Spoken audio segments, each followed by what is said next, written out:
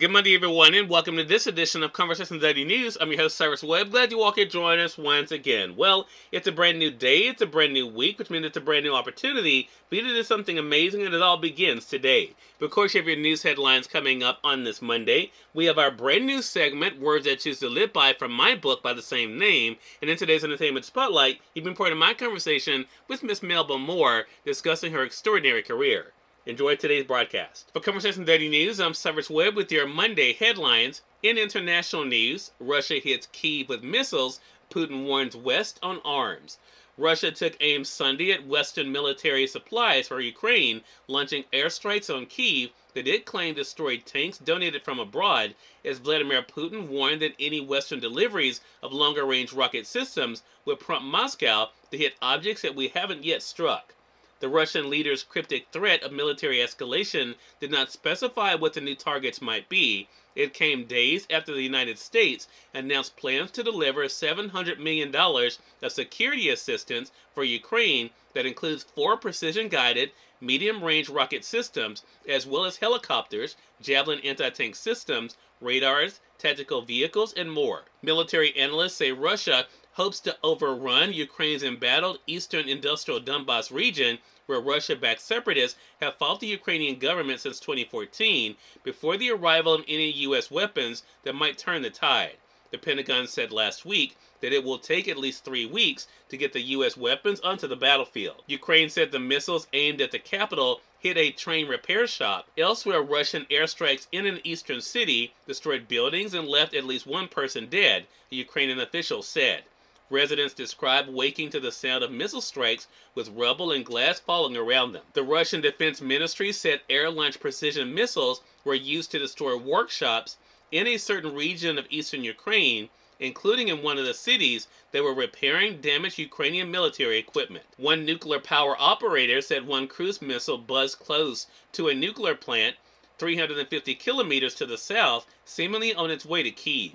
It warned of the possibility of a nuclear catastrophe if even 1 missile fragment had hit the facility. The missiles that struck Kyiv destroyed T-72 tanks supplied by Eastern European countries and other armored vehicles, the Russian Defense Ministry said on the Telegram app. Ukraine's Railway Authority consequently led reporters on a guided tour of a railcar repair plant in eastern Kyiv that it said was hit by 4 missiles. The authorities said no military equipment had been stored there, and the Associated Press reporters saw no remnants of any in the facility's destroyed building. However, a government advisor said on national TV that military infrastructure also was targeted. In national news, Uvalde gunman's early target recounts terror in sermon. 2 men who worked at a funeral home were 2 of the first targets of the gunman who killed 19 children and 2 teachers at a Texas elementary school, and one of the gentlemen has spent most of his days since helping prepare for the young victims' burials and consoling shattered families. On Sunday, he swapped his role as a funeral attendant for that of a preacher trying to comfort a community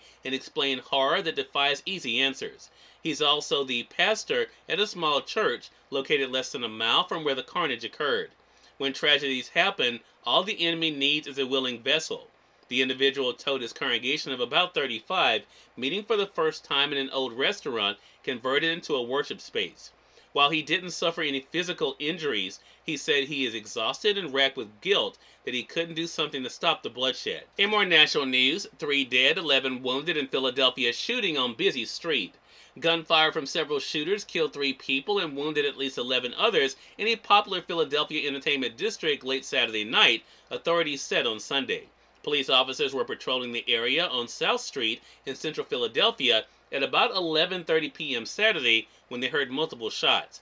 Racing to the scene, they found several people with gunshot wounds lying on the sidewalk and in the street and began to render aid, the police commissioner said. In business news, the Associated Press says Biden's challenge, inflation overshadows robust job gains. President Joe Biden came before the television cameras Friday to celebrate yet another month of healthy job growth and low unemployment and the fastest pace of hiring in 4 decades under his watch.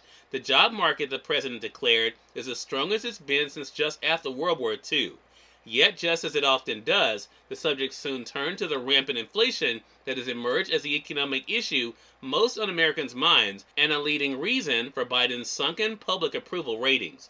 Voters have made clear in surveys that their attention is focused much more on soaring gasoline and food prices than on the plentiful availability of jobs. On Friday, that dynamic left Biden promising to fix the economy to try to shore up public confidence and his flagging poll numbers. And finally, in entertainment news, Top Gun stays aloft with $86 million in its second weekend.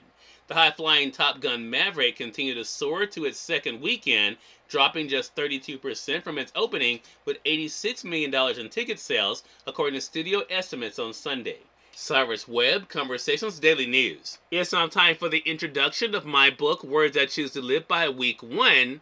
Hope you enjoy. Hello everyone, welcome to Monday and today's episode of Words I Choose to Live By from my book, Words I Choose to Live By, page 2. Today's Monday message is this: you are so much more than what people think and say about you. Stop giving their words power over your actions. Pray hard, dream big, never let go of what you can be. Have an amazing Monday. We are part of my conversation coming up with Miss Melba Moore in today's Entertainment Spotlight. Stay with us, you're listening to Conversation Daily News. For Conversation Daily News, I'm Cyrus Webb with the Entertainment Spotlight. Legendary singer Melba Moore joined me on Conversations Live, the radio show, to talk about her extraordinary career and new album. Here's a bit of our conversation. Miss Moore, thank you so much for the honor. Really appreciate the time. Well, thank you for having me, Cyrus. Thank you so much. So I have to say this. My mom's going to be very jealous that I get a chance to talk to you, as she typically is when I'm able to talk to someone that she has loved over the years.